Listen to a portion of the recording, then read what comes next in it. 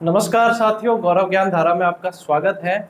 आज बहुत दिनों से वापस एक बार ट्रिक्स वाली क्लास लेकर आया हूँ। वैसे तो मैं टेलीग्राम समूह पर ट्रिक्स डाल रहा हूँ, जितनी संभव हो सकती है, संस्कृत हिंदी जितनी भी मैं समय निकाल कर जितनी बन पाती है और जितनी अवेलेबल हो पाती है मैं डाल देता हूँ। लेकिन आज क्लास लेकर आया हूँ क्योंकि कुछ ट्रिक्स जो है अपन यहाँ समझेंगे और इम्पोर्टेंट ट्रिक्स है, इसलिए क्लास के थ्रू समझनी जरूरी है। तो ज़्यादा समय नहीं गवाते हुए अपन सीधी ही क्लास को शुरू करते हैं। कई साथियों के मैसेज आ रहे थे कि सर राजस्थान के खनिज से संबंधित कुछ ट्रिक्स बताइए, ये ऐसा टॉपिक है जो याद नहीं होता है, इसमें से सवाल कैसे बनते हैं।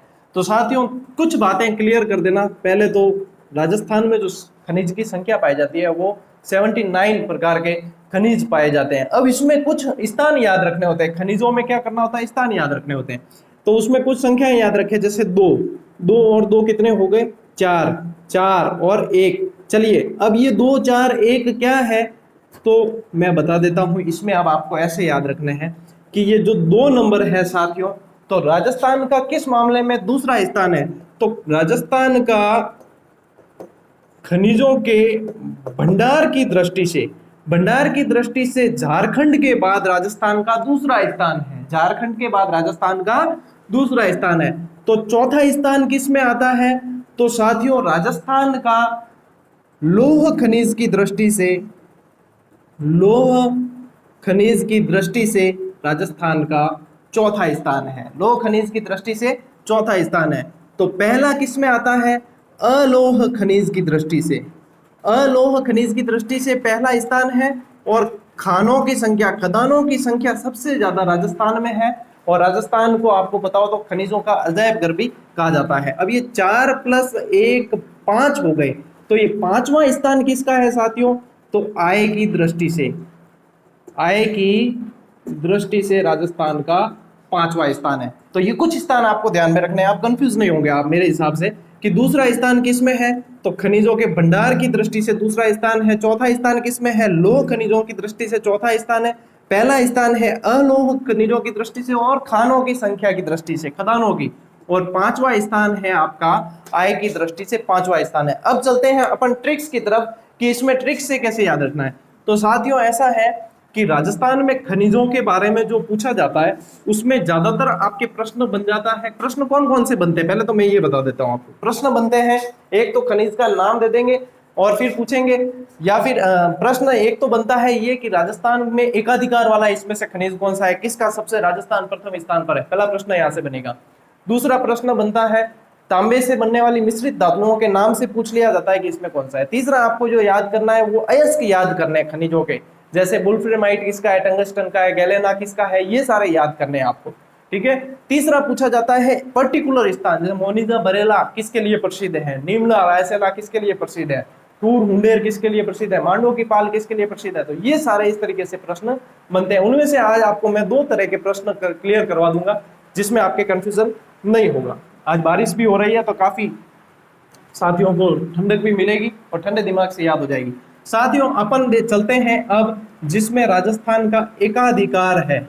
एकाधिकार का मतलब है कि जिसमें राजस्थान प्रथम स्थान रखता है। उन्हें कैसे याद किया जाए, बहुत सारे खनिज है तो उन्हें कैसे याद किया जाए, उन्हें ऐसे याद किया जाए। एक ट्रिक है, ए जस्सी, जस्सी जस्सी कोई नहीं सीरियल आता है आप याद कर लेंगे आराम से। ए जस्सी जी, जस्सी को क्या कह दिया, ए जस्सी जी रॉकी के संग, ए जस्सी जी रॉकी के संग, ए जस्सी जी रॉकी के संग फंचा, फंचा ताफा जोवो, ये कुछ शब्द आपको याद करना पड़ेंगे। फंचा ताफा जोवो 3-4 बार पढ़ोगे आराम से याद हो जाएगी, बिल्कुल भी कठिन नहीं पड़ती है। मुझे याद है तो आपको भी याद हो जाएगी। तो ए जस्सी जी रॉकी के संग फंचा ताफा जोवो। अब इसको निकालते हैं, देखिए साथियों यहां से आ जाएगा एस्बेस्टस, एस्बेस्टस, ठीक है। यहां से आ जाएगा जस्ता, जस्ता, यहां से आ जाएगा सीसा। बारिश की शायद आवाज आ रही होगी आपको, बहुत तेज बारिश हो रही है बाहर तो शायद, वैसे मैं जोर से ही बोल रहा हूँ आप डिस्टर्ब नहीं होंगे इसमें। सीसा। फिर यहां से आ जाएगा आपके जिप्सम, जिप्सम, ठीक है साथियों। यहां से आ जाएगा रॉक फॉस्फेट, रॉक फॉस्फेट, ये सारे राजस्थान इसमें प्रथम स्थान रखता है। यहाँ से आएगा आपके कैडमियम, कैडमियम, ठीक है। तो यहाँ से आ जाएगा आपके संगमरमर, संगमरमर। फ फ से दो खनिज निकलेंगे, एक तो फेल्सपार, एक तो आपके फेल्सपार, और एक निकलेगा फ्लोराइड, फ्लोराइड, फ्लोराइड। बहुत सारे प्रश्न बनते हैं इसमें से। यहाँ से आएगा चांदी, चांदी। सीसा जस्ता और चांदी साथ में ही निकलते हैं लगभग, और सीसा जस्ता और चांदी के मिश्रित यश को गैलेना कहा जाता है। यहाँ से आएगा आपके तांबड़ा, गार्नेट बोलते हैं जिसे।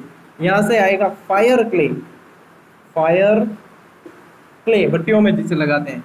यहाँ से आएगा जॉस्पर, जॉस्पर, और यहाँ से आएगा वोले स्टोनाइट, मेरे ख्याल से दिख रहा होगा वोले स्टोनाइट। और ये आ गई साथियों आपकी ट्रिक नंबर 1 आज के क्लास की। तो देख लीजिए आप अब कितने सारे, एक ट्रिक से आपके कितने सारे खनिज निकल गए जिसमें राजस्थान एकाधिकार रखता है। ये याद कर लिया तो एकाधिकार वाला प्रश्न सवाल ही नहीं कि आपके गलत हो जाए।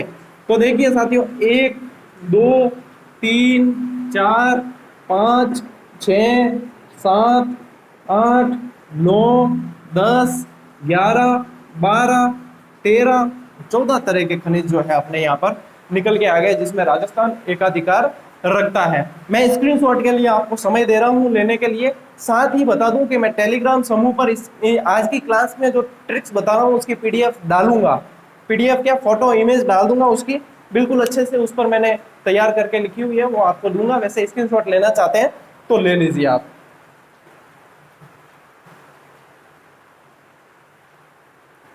चलिए, तो आप स्क्रीनशॉट ले चुके हैं, अब अपन चलते हैं आगे। अब मैंने आपको बताया था कि मिश्रित धातुओं से संबंधित एक सवाल पूछा जाता है, और मिश्रित धातुओं में क्या होता है कि अपन कंफ्यूज हो जाते हैं जब वहां पे वो सवाल आता है सामने 4 ऑप्शन के साथ में, तो हमारा कंफ्यूजन बहुत ज्यादा बढ़ जाता है। तो अब उस कंफ्यूजन को मैं दूर करना चाहूंगा आपका यहाँ पर साथियों। इसके लिए आपको क्या याद रखना है, छोटी सी ट्रिक है। कांतारा, पिताज, सिताई, वतासु, जो मेरे साथ में तैयारी करते थे उस समय जब मैं रेट की तैयारी कर रहा था, उन सभी को ये ट्रिक्स याद थी और उनके लिए बहुत मतलब अच्छा था, उनको ये याद हो जाती थी और उनके सवाल गलत नहीं होता था। तो ये ट्रिक मैं आपको भी देना चाहूंगा। अब इसमें ये एक एक ट्रिक है सारी साथियों। अब देखना, ये कांतारा है तो इसको आपको ऐसे करना है कांसा, ये क से आ गया कांसा, ये ता से आ जाएगा आपके तांबा, और इन दोनों से मिलकर जो बनेगा वह रागा बनेगा। क्या बनेगा? रागा। तो ये पी से आएगा आपके पित्तल, ये दुनिया पित्तल दी, पित्तल, और तांबा, और इन दोनों से मिलकर पीतल और तांबा से मिलकर बनता है जस्ता। कांतारा पिताज, ये दुनिया पित्तल दी बेबी डॉल में सोने दी, सोने दी बेबी डॉल है जन पे होना रे दुकान में बेचनी पड़ेला, बाकी कहीं करा। दुनिया पित्तल दी, दुनिया सोने की है, उसको देखने का नजरिया चाहिए। और सीताई यानी कि शीशा, सीसा, ये सी से शीशा, और यहां से वापस आ गया आपके तांबा, और यहां से ये जो बनता है साथियों वह बनता है इस्पात, इस्पात, ठीक है। वतासो, वतासो के अंदर आ जाएगा व से वलित सोना, वलित सोना प्लस तांबा, और इससे बनता है आपके सोना, ठीक है। ये आ गए आपके मिश्रित धातुओं से संबंधित ट्रिक्स, जिसमें तांबा मिलता है सब में, और वो किस लिए मिलाया जाता है और क्या बनाते हैं, वो सारी चीजें मैंने देने की यहाँ पे प्रयास किया है। इसका भी स्क्रीनशॉट लेना चाहते हैं तो ले लीजिए, फिर अगली ट्रिक बताता हूं मैं आपको।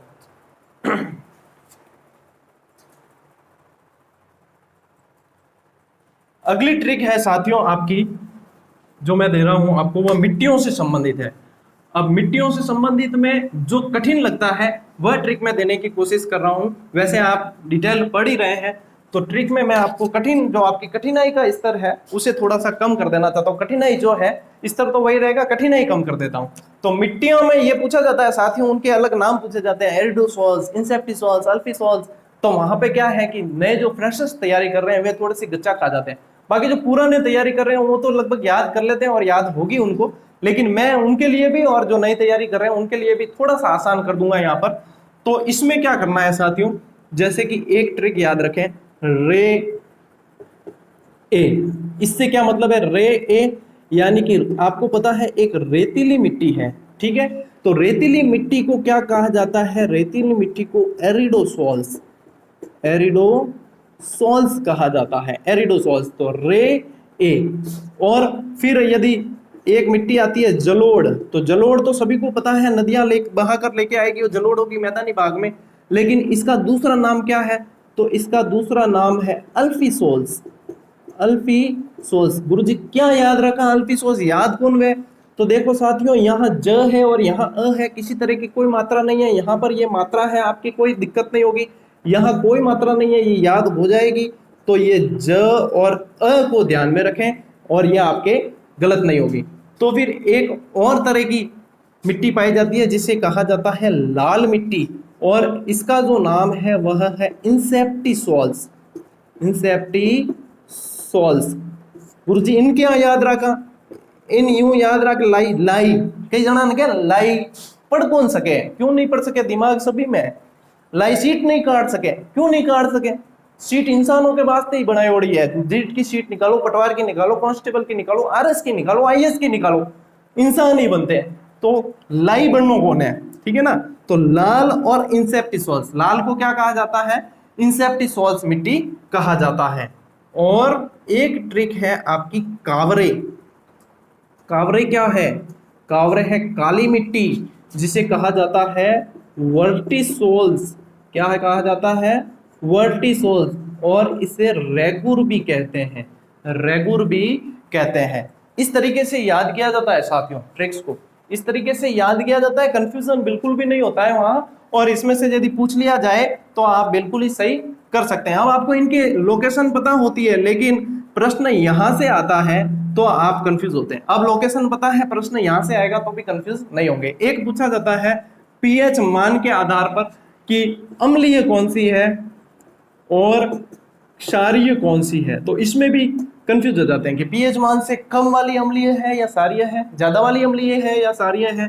तो पीएच मान यानी कि 7 तो उदासीन होता है, पीएच 7 से कम वाली, 7 से कम वाली अम्लीय है, 7 से कम वाली अम्लीय और ज्यादा वाली क्षारीय होती है साथियों। कैसे याद रखेंगे, कैसे याद रखेंगे, देख लो, फिर वही तरीका है, कम कोई मात्रा नहीं है, ज्यादा आ की मात्रा है, क्षारीय में आ की मात्रा है, कम में कोई मात्रा नहीं है, अम्लीय है।